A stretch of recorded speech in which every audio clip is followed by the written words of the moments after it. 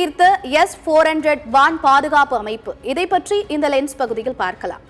ஒரு நாட்டின் வான்வெளியை எதிரி விமானங்கள், ஏவுகணைகள், ட்ரோன்கள் மற்றும் பிற வான்வழி அச்சுறுத்தல்களிலிருந்து பாதுகாக்கும் அமைப்பை வான் பாதுகாப்பு அமைப்பு என்று அழைக்கிறோம். வான் பாதுகாப்பு அமைப்பானது ரேடார், சென்சார்கள், ஏவுகணை மற்றும் துப்பாக்கி அமைப்புகளை பயன்படுத்தி வான்வழி அச்சுறுத்தல்களை கண்டறிவது, கண்காணிப்பது மற்றும் எதிர்கொள்ளும் பணியை செய்கிறது. வான் பாதுகாப்பு அமைப்புகள் நிலையானவை அல்லது நகரக்கூடியவை என இரண்டு வகையாக பயன்படுத்தலாம். சிறிய ட்ரோன்கள் முதல் பாலிஸ்டிக் ஏவுகணைகள் வரையிலான அச்சுறுத்தல்களை இடைமறிக்கும் திறன் கொண்டவை இவை. மக்கள் வசிக்கும் பகுதிகள், இராணுவ தளங்கள் மற்றும் முக்கிய உள்கட்டமைப்புகளை வான்வழி தாக்குதல்களிலிருந்து பாதுகாப்பதே வான் பாதுகாப்பு அமைப்புகளின் முக்கிய நோக்கமாகும். வான் பாதுகாப்பு அமைப்பு 4 முக்கிய பகுதிகளாக செயல்படுகிறது. எதிரி விமானங்களை கண்டறியும் ரேடார்கள் மற்றும் சென்சார்களுடன் ஏவுகணைகள் மற்றும் ட்ரோன்களை கண்டறியும் பணியை இவை செய்கின்றன. வான் பாதுகாப்பு அமைப்பு கொடுக்கும் தரவுகளை செயலாக்கி முன்னுரிமைகளை முடிவு செய்யும் பணியை கட்டளை மற்றும் கட்டுப்பாட்டு மையம் மேற்கொள்ளும். ஆயுத அமைப்புகள் அச்சுறுத்தல்களை தடுக்கின்றன. அதே நேரத்தில் மொபைல் அலகுகள் விரைவாக வரிசைப்படுத்தும் பணியை மேற்கொள்கின்றன. ஏனெனில் போர்க்களத்தில் துரிதமாக செயல்படுவது மிகவும் அவசியமாகும். அச்சுறுத்தலை கண்டறிதல், கண்காணித்தல் மற்றும் அகற்றுதல் என பல கட்டங்களில் வான் பாதுகாப்பு அமைப்புகள் செயல்படுகின்றன.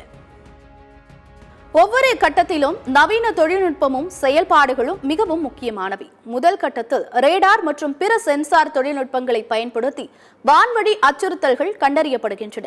இங்கு ரேடார் என்பது மின்காந்த அலைகளை அனுப்பி எதிரி விமானங்களை அல்லது ஏவுகணைகளில் பட்டு திரும்பும் போது அவற்றின் நிலையை கண்டறியும் முதன்மை சாதனமாகும். தொலைதூர ரேடார்கள், நடுத்தர தூர மற்றும் குறுகிய தூர ரேடார்கள், மின்னணு உணரிகள் மற்றும் அகச்சிவப்பு உணரிகள் போன்ற உபகரணங்கள் எதிரி விமானங்கள் வெளியிடும் சிக்னல்களை கண்டறிந்து அவற்றின் சரியான இருப்பிடத்தை கண்டறியும். இந்த கட்டத்தில் அச்சுறுத்தலாக இருக்கும் பொருளின் ஏவுகணை, விமானம் அல்லது ட்ரோன் இயக்கம், தாக்குதலில் எந்த வகையான ட்ரோன் அல்லது விமானம் அல்லது ஏவுகணை பயன்படுத்தப்பட்டது போன்றவை கண்டறியப்படுகின்றன. அச்சுறுத்தல் கண்காணிப்பு என்னும் இரண்டாம் கட்டத்தில் அவற்றின் இயக்கம், பாதை மற்றும் பிற செயல்பாடுகள் தொடர்பான துல்லியமான தகவல்கள் சேகரிக்கப்படும். இந்தியாவின் வான் பாதுகாப்பு அமைப்பு அதன் பல அடுக்குகள் மற்றும் பன்முக தன்மை கொண்ட அமைப்புகளுக்கு பெயர் பெற்றது. இது ரஷ்ய, இஸ்ரேலிய மற்றும் உள்நாட்டு தொழில்நுட்பங்களின் கலவையாக உருவாக்கப்பட்டது. 2018ஆம் ஆண்டில் ரஷ்யாவிடமிருந்து S-400 ஏவுகணை அமைப்புகளில் 5ஐ வாங்க இந்தியா ஒப்புக்கொண்டது. S-400 ஏவுகணை அமைப்பானது அமெரிக்காவின் பேட்ரியாட் ஏவுகணை வான் பாதுகாப்பு அமைப்புடன் ஒப்பிடப்படுகிறது. இந்தியாவிற்கும் ரஷ்யாவிற்கும் இடையே இது தொடர்பான ஒப்பந்தம் $5.43 பில்லியன் மதிப்பில் செய்யப்பட்டது. S-400 என்பது ஒரு நகரும் வான் பாதுகாப்பு அமைப்பு. அதாவது சாலை வழியாக கொண்டு செல்ல முடியும். உத்தரவிடப்பட்ட 5 முதல் 10 நிமிடங்களுக்குள் இதை பயன்படுத்த முடியும் என்பது இதன் சிறப்பம்சமாகும்.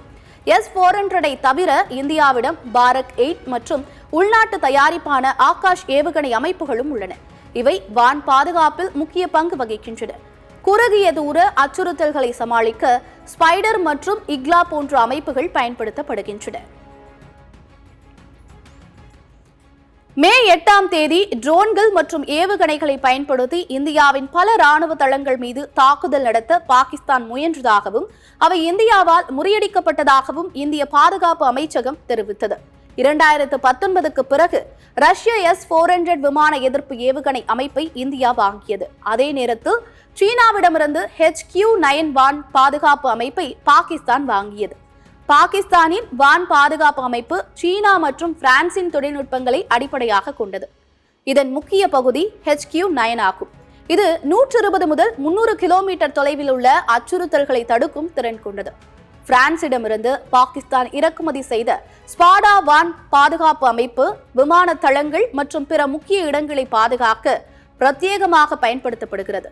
சீனாவில் தயாரிக்கப்பட்ட HQ-16FE பாதுகாப்பு அமைப்பை பாகிஸ்தான் தனது பாதுகாப்பு அமைப்பில் இணைத்துள்ளது.